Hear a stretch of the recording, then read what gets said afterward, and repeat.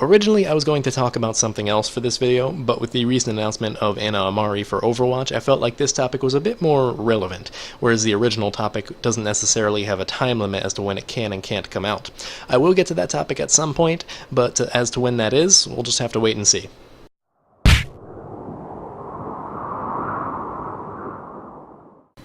What's happening, guys and girls? Acrinator here, and welcome to another episode of Paradoxical Ramblings. During this video, I'd like to take a look at Blizzard Entertainment's world of Overwatch and try to hypothesize how the story will be affected by death. With the introduction out of the way, let's dive straight into it. Death is something that we all have to deal with at some point in our lives, whether it be our pets, our family, or even imaginary characters of the stories we observe. If there's any company out there that can develop stories for games in an entirely different level, it's Blizzard. Prior to Overwatch, all three of their major IPs have had massive support for the lore, including novels, comics, cinematics, and much more. Despite the colorful and highly stylized look given to Overwatch, the world becomes a much darker place when you get into the backstory. I'm sure that most of you have heard tidbits here and there about the Omnic Crisis, where humans and sentient robots known as the Omnics battled it out over control of the world. It ended in a tenuous peace treaty between the two sides, but not without countless lives being lost along the way. Even with the war being over for years, tensions remain unstable, with the Omnics being treated as second-class citizens, or worse. Resulting in the formal end of the Omnic Crisis, Overwatch was ordered to be disbanded, and now its former members can be found in various locations around the world. Most of them haven't been able to give up their adventurous tendencies, and they can often be caught up in much more trouble than what the UN tolerates. With a story that has so much action and fighting going on almost 24/7, you'd imagine that there's going to be major characters dying at some point, right?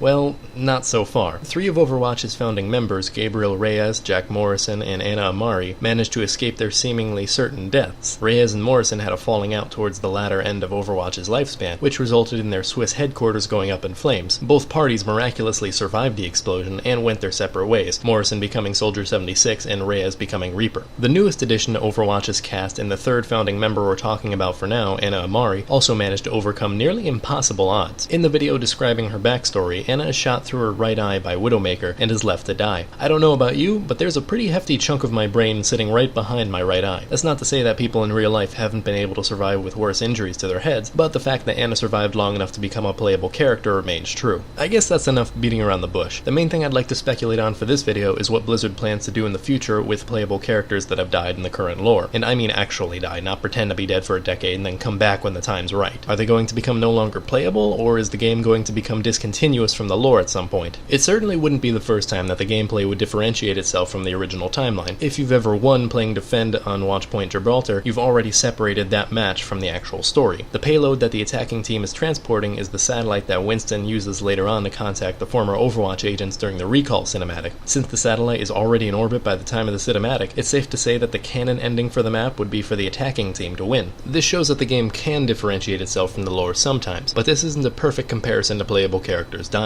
This is because in every match, there's still a chance of one of the teams to win to create the canon ending for that specific fight. There's not anything in the game currently that shows that Blizzard is willing to distance the game that much from the story, and that's where the speculation starts. Sure, there have been deaths depicted in Overwatch already, but none of them have happened to any of the playable characters. Most of them have been former Overwatch agents or other significant characters in the world, none of which were ever playable. Some of the more memorable ones would be Widowmaker's ex-husband or Takartha Mondada, and I swear it's just a coincidence that they were both killed by Widowmaker. Though they've managed to ward off death for now, some of the founding members of Overwatch aren't exactly in their prime anymore. Most of them are in their mid to upper 50s, with a few of them being in their early 60s. The oldest playable character right now is Reinhardt at 61 years old. That's really old to be running around Europe acting like a medieval knight. It's even shown in the Reinhardt comic, the link to which can be found in the description, that he's beginning to feel the weight of continuously fighting at his age. He picks a fight with a gang that's terrorizing local villagers, and gets his ass handed to him the first time. Sure, he's a battle-hardened warrior that comes back with his armor to beat them in the second round, but he's gotta be suffering through it all. The older you get, the longer it takes for you to heal, and a bruise that would heal in a few days at 20 would last for a week at 60. Reinhardt's brash nature and tendency to think about everyone but himself puts him near the top of my list for the first playable character to bite the dust. Don't get me wrong, I don't think he'll go down in anything less than a blaze of glory, but I still think he's going down. Now, Reinhardt is a unique person to talk about in this case, because even though he's likely to die sooner than some of the other heroes, the character still has a decent possibility ability to live on after he's gone. There's someone who's seen accompanying and assisting Reinhardt throughout his comic, a young girl named Bridget. What we do know about her is that she's a highly skilled metalsmith who assists Reinhardt in fixing up the armor. It's unknown if she's related to him in any way, or if she just shares his love for adventure, though I would begin to lean towards being related somehow, judging by how close they appear to be. If and when Reinhardt Wilhelm goes down for the final time, I wouldn't doubt that Bridget would take up the mantle of protector for those who need it. She obviously knows her way around the armor well enough to repair it, so who's to say that she couldn't modify it to fit her combat needs? Yes, they'd need to get a new voice actor for the character, but it would be a lot simpler than deleting the hero entirely. Like I said, Reinhardt is a unique case, and not all of the heroes have replacements ready to jump in at a moment's notice. The next three that I could absolutely see dying at some point in the story would be the same ones that I talked about previously: Anna, Soldier 76, and Reaper. There are a few more founding members like Torbjorn, but these don't seem to be in quite as bad a shape as the aforementioned trio. 76 and Reaper created the whole mess that they're currently in, and I can absolutely see them finally finishing their squabble, by which I mean they have one final showdown where both of them die for real this time. It definitely seems to be the direction that their stories are headed, and it would certainly finish up their whole legacy quite nicely. Anna has quite a bit more stake in another character's development, one that I can't see going anywhere anytime soon: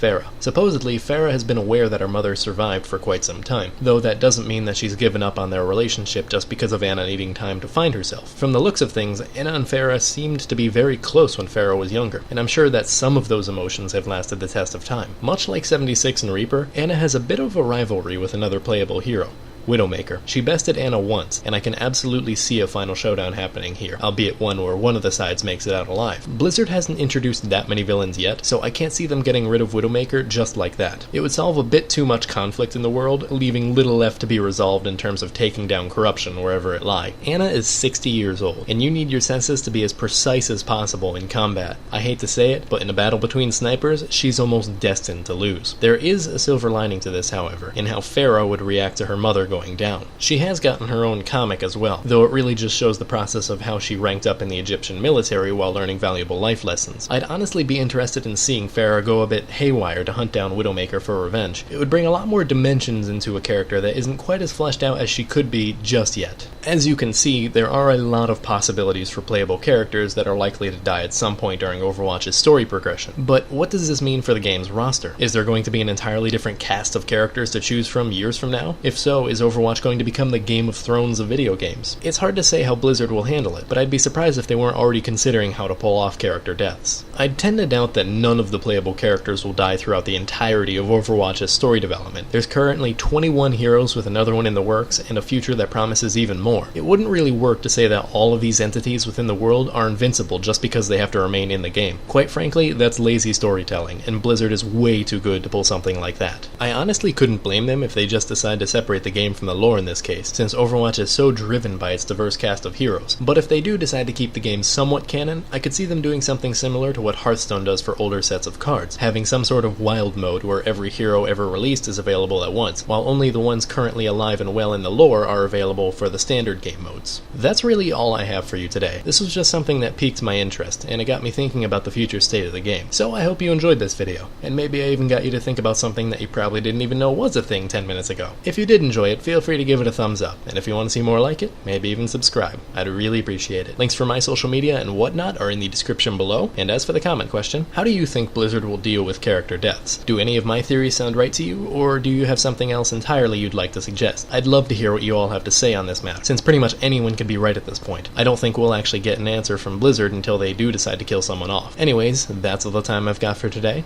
so until next time, don't die.